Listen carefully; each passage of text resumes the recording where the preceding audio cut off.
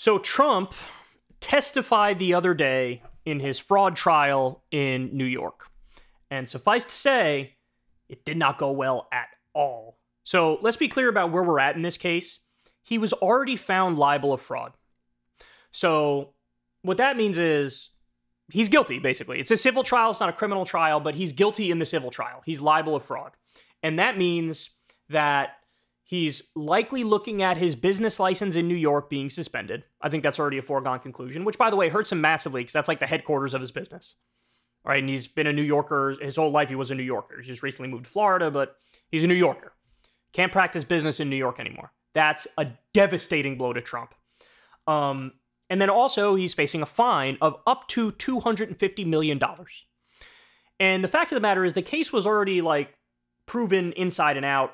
We went through Letitia James' press conference where she goes through the evidence as to the multiple ways Trump committed bank fraud and insurance fraud, and he would overvalue properties in one context, and in another context, he would undervalue it to try to pay lower taxes, so tax fraud as well.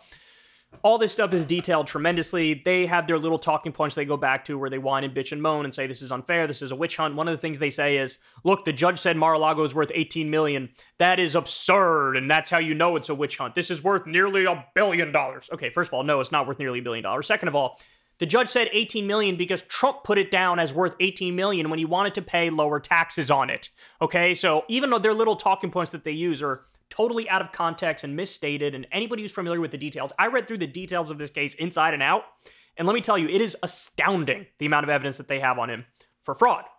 So I don't even know why he wanted to do this, but he testified, and it was terrible. So in Raw Story, they say Trump got rude awakening after judge pierced his force field.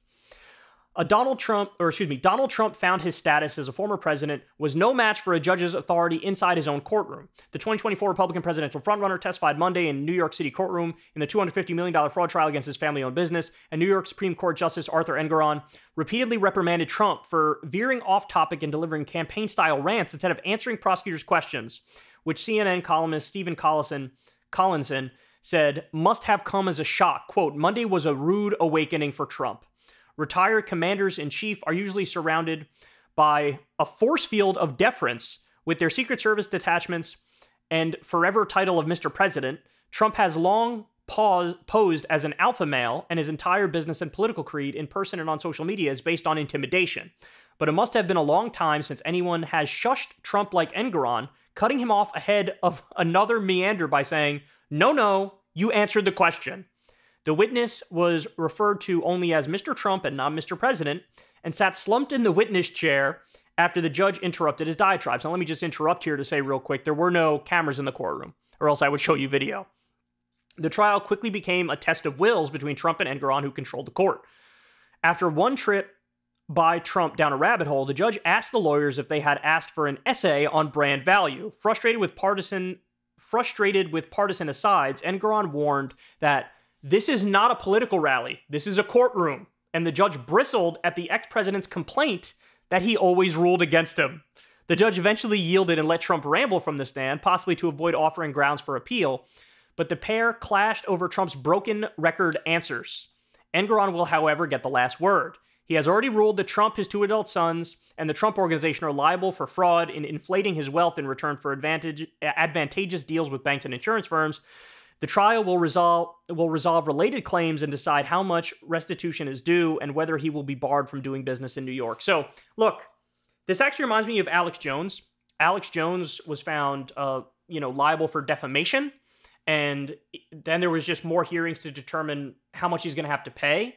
And in those hearings, Alex Jones was acting like he wasn't already found liable. He was acting like he wasn't already guilty. And he was saying, like, they won't let me defend myself. This is ridiculous. He was using the cameras and the public to make this case, using the media. And it's like, hey, jackass, that part of the trial is already done. Now it's just a matter of what's your penalty going to be. He's like, it's an unfair trial. Look at how they're railroading me. And Trump is basically doing the same thing. Like, oh, this guy always rules against me. This guy's unfair. So, hey, look, dumbass, this judge is going to determine a lot about the future of your business. And you're fighting with him. You should be sucking his ball sack. What is wrong with you? How dumb are you? So what kept happening in the court is Trump would treat it like a political rally. And he would start to answer a question and just go off in tangents about, witch hunt this, witch hunt that. you know, the Democrats are corrupt. You should be looking at Joe Biden. He would go off on the tangents that he does during his rallies. And the judge repeatedly interrupted and was like, it's a yes or no question. Answer the question. And that would get Trump frustrated. But in this scenario, the judge has all the power. They have all the power. You have to answer the question directly. And so he fucked himself so hard, he would have been better off if he didn't take the stand at all. Now he took it. It's not a jury trial because they didn't check the box for that because they're idiots. He's got like D-team lawyers. And now you pissed off the judge. The judge is going to determine everything here. And Jesus, he's so dumb. Oh, he's so dumb. This is such a self-inflicted wound. But look, it goes to show you, man. He is in over his head. This is what I keep telling you guys. The reason why he leaves the courtroom and then he does speeches outside in front of the courtroom, in front of the media, is because he can't say the things he wants and control it inside the courtroom. So he feels like, look, judicially, I'm in a hell of a lot of trouble, so I need to control the political narrative when I'm outside of the courtroom. And there's a perfect example of it. It's a perfect example of it. So he's in trouble with this fraud case, and then, you know, you got the criminal cases coming as well. And let's remember, there's been a bunch of terrible polls for Biden lately, but when you ask the question, hey, if Trump is convicted, do you support him? All of a sudden, Biden then leads by a pretty healthy margin. So he's fighting for his life here, but at the moment, he's drowning. That's pretty clear. Hey, y'all, do me a favor and like and subscribe. It helps out big time in the algorithm. Click the bell as well for notifications when videos drop, and watch that video on screen right now. You know you want to.